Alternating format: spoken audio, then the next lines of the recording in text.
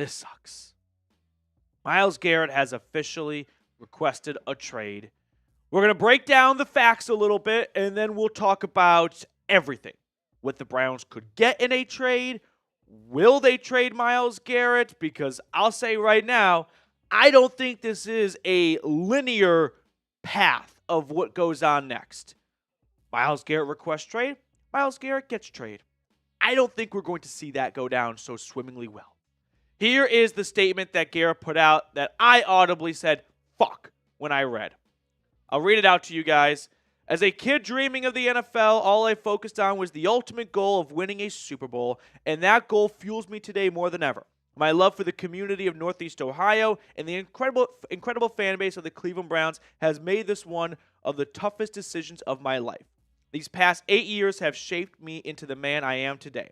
While I've loved calling this city home, my desire to win and compete on the biggest stages won't allow me to be complacent. The goal was never to go from Cleveland to Canton. Remember that. It has always been to compete and win a Super Bowl. With that in mind, I have requested to be traded from the Cleveland Browns. Dun, dun, dun. I saw this and, like all of you, just sunk into my desk and thought, how did we get here? How did we get to the point where the Browns' best player, in my opinion, in franchise history, but absolutely the best player since '99, has requested a trade?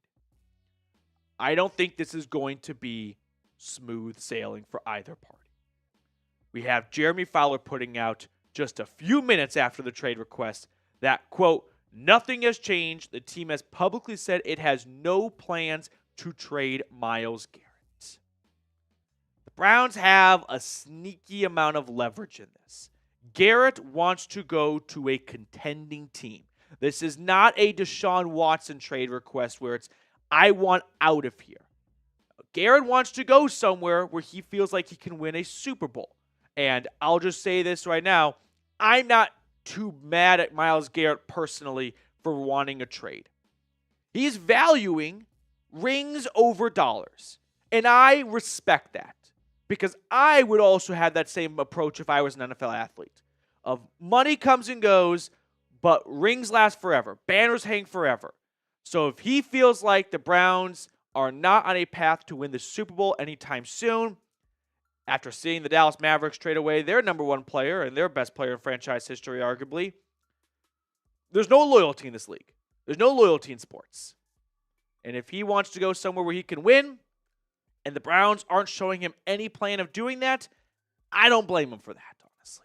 I'm not going to be one that says, let's burn Myles Garrett's jersey. No. As for the Browns not having a path to win, we'll get to that in a second here. I thought the quote of the goal was never to go from Cleveland to Canton, that was like Kendrick Lamar and Drake just bar for bar wrap off here, because Andrew Berry said at the end of his end of the year press conference, Myles Garrett will have a direct ticket from Cleveland to Canton. So you've got Garrett publicly kind of going for Andrew Berry a little bit, saying that's not my intention. We got some drama here, right? We've got some Bravo TV drama right now. Now, Andrew Berry has said a handful of times that they have no intention of trading Myles Garrett. And I don't think Myles Garrett's trade request is going to change their minds. But the overarching thought I have right now is just, this sucks. How did you go from a roster with Myles Garrett, Nick Chubb, Joel Petonio, so many other guys that are going to be franchise legends, potential future Hall of Famers for some, and you squeak out one playoff win in Pittsburgh, which was awesome, and 2 playoff appearances, and that's that. That just feels incredibly underwhelming for the talent on this roster. And my suspicion is Myles Garrett, I don't know if he had a direct conversation with Andrew Berry about what their plan is at quarterback, because that is the number one factor as to whether or not the Browns are going to be a contending team in the near future or not. And Garrett walked away from that conversation with the impression of, we're not headed in the right direction for me to win a Super Bowl in the next 2, 3, 4 years of the prime of my career. If the plan is we're going to draft a quarterback, and Garrett thought this is not a very good draft class. I don't think that's likely what he had in his mind. My gut tells me the Browns were not planning to draft a quarterback second overall. And Garrett thought to himself, we're not going to win with a bridge quarterback. And I'm not going to be a part of a bridge quarterback rebuild. That's probably my takeaway from this when it comes to the Browns draft strategy. It was not a plan to draft a rookie QB. If the plan was to draft a rookie QB, I could see Garrett going, all right, I can get behind this. There's always hope that comes with a rookie quarterback selected in the first round. There's very little hope that comes from signing Kirk Cousins or another franchise or another veteran bridge quarterback. And I don't say this to say, don't go the bridge route, go the rookie option, because that's what Garrett wants. Now, you got to do what's best for the franchise. And I don't think you can let one player's desires trump what your entire thinking is for the draft. But this just sucks. That's all I can keep coming back to. This fucking sucks. So give me your one-word reaction. Mine's a combination of this fucking sucks. Just no spaces, just sandwich that bad boy together. Because we're talking about a player who's coming off a Defensive Player of the Year campaign in 2023, put up another 14-sack season in 2024. He is the best player in franchise history, in my opinion. And now he might be out the door. Everyone's also wondering, what could the Browns get in a trade? Here's my projected compensation. The Browns would get a team's first-round draft pick in this upcoming draft, their first-round pick in 2026, and their third-round pick. It's somewhat similar to what the Raiders got when they traded Khalil Mack to the Bears.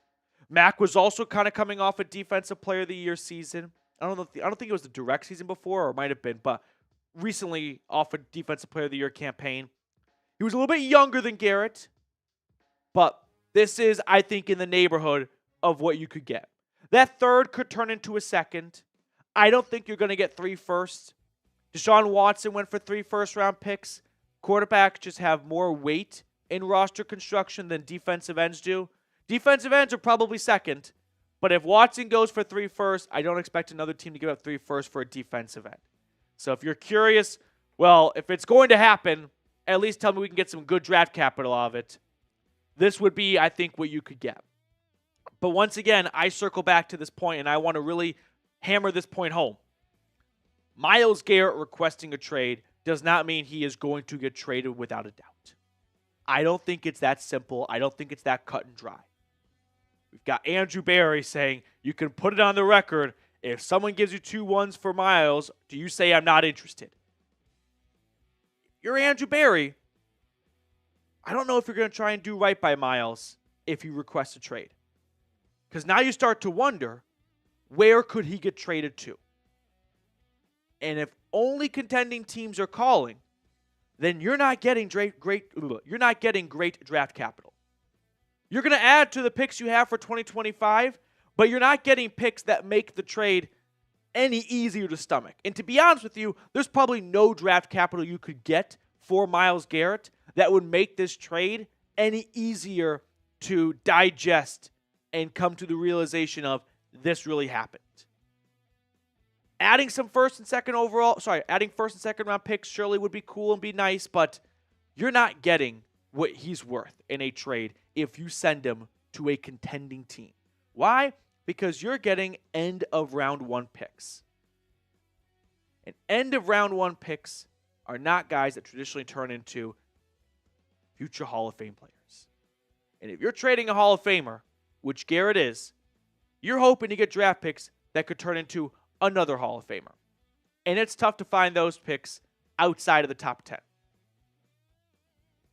We're going to give a quick shout out to our friends over at Game Time, and then we're going to talk more about the trade side of things here. But really quickly, we will be on the Myles Garrett trail. Whenever news and rumors come out surrounding any trade speculation, we will be the first ones to get a video out. We went live on the channel. We put a short out. I dedicate my life to getting you guys as much Browns content as quickly as possible. So make sure you subscribe. We're trying to get to 41,000 subs.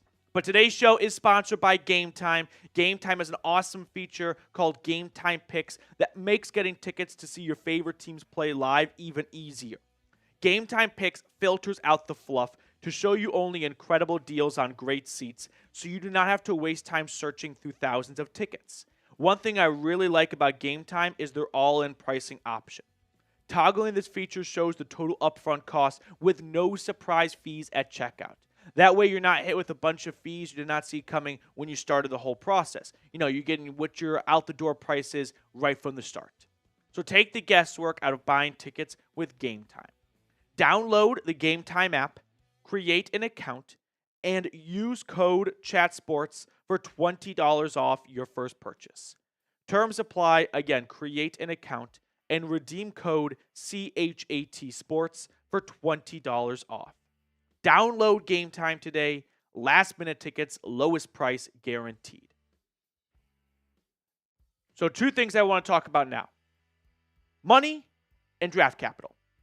Let's start with the money. We got this from Spotrac. Trading Myles Garrett. New team acquires basically $20 million in non-guaranteed money for 2025 and $25 million in 2026. The Browns' dead cap hit, $36 million. So there is not a huge financial gain to be made by trading away Myles Garrett. $36 million in dead money is not an insurmountable amount, but it would be towards the top 10 list of dead money in NFL history. From a financial side of things, it does not set the Browns back by trading Myles Garrett away. Kind of like how it would be really tough to trade Deshaun Watson away just because of the contract implications. That's not really the case for Myles. So from a financial side, and I could be wrong here, and I'll do more work on research on this later, but surface level, it doesn't look like that's a major hurdle for either a team acquiring him or the Browns trading him away. As for draft capital, meaning what you could get back in a trade, I came up with 6 quick teams that I think could have a lot of interest in trading Garrett. And surprise, surprise, all 6 of these teams made the playoffs. The Bills, they need to shore up their defense. They definitely saw that be a little bit of a Swiss cheese style of football against the Chiefs. And I think that could be a major focal point for them is if we give Myles Garrett with Josh Allen, we can finally slay the dragon that is the Kansas City Chiefs. The Commanders, they go to the NFC Championship game. I could see them trying to bolster their pass rush under Dan Quinn. Chargers as well. It doesn't look like Bosa and Mack are both returning for 2025. The Eagles, I put the Eagles on there because they are addicted to, like the Browns, making big moves. And they are always happy to spend money. So I would not rule out the Eagles trying to add to their pass rush. They've got Josh Sweat entering free agency. I would not rule out Philly. The Lions, they might pair him with Aiden Hutchinson and feel like even though we just lost 2 coordinators, we added Myles Garrett and talent can overcome some of the coaching departures we had. And the Green Bay Packers recently have actually started to do something they never did in franchise history. Make moves in the offseason. They spent a lot of money in free agency last year on Xavier McKinney and Josh Jacobs. Those are 2 of the biggest contracts they've ever given out in free agency in franchise history. So I could see them having some interest in Garrett as well. But this is where things can get a little hairy. Like I said earlier, those are the teams that Myles Garrett wants to go to. Those are teams the Browns should have no interest in trading with because those draft picks are going to be late in the first round of this year and likely next year.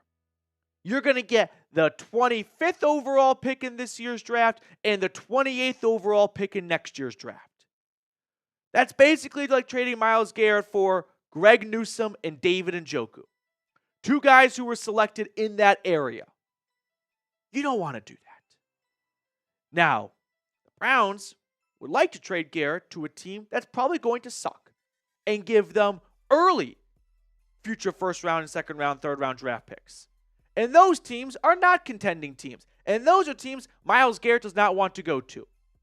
So now we might find ourselves in a little bit of a showdown.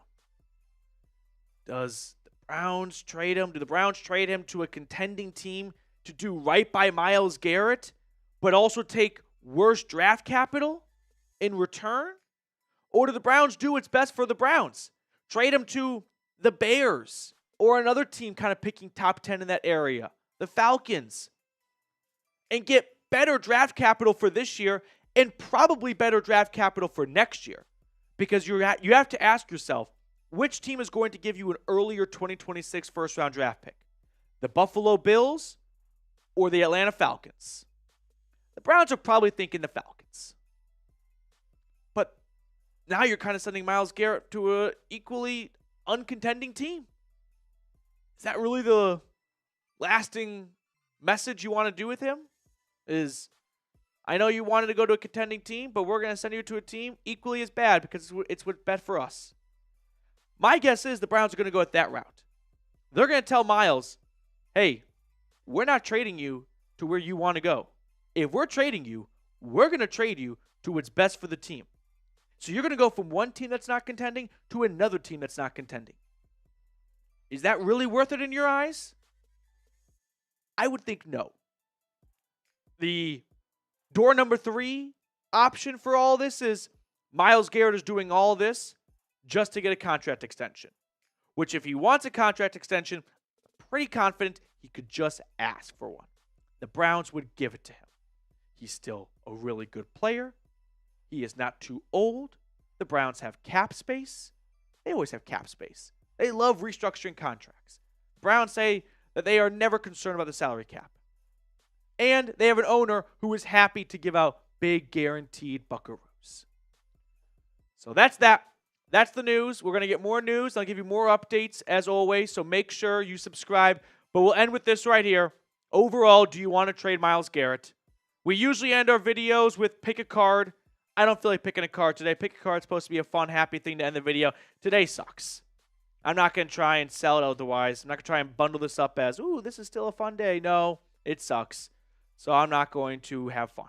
There's no fun to be had today.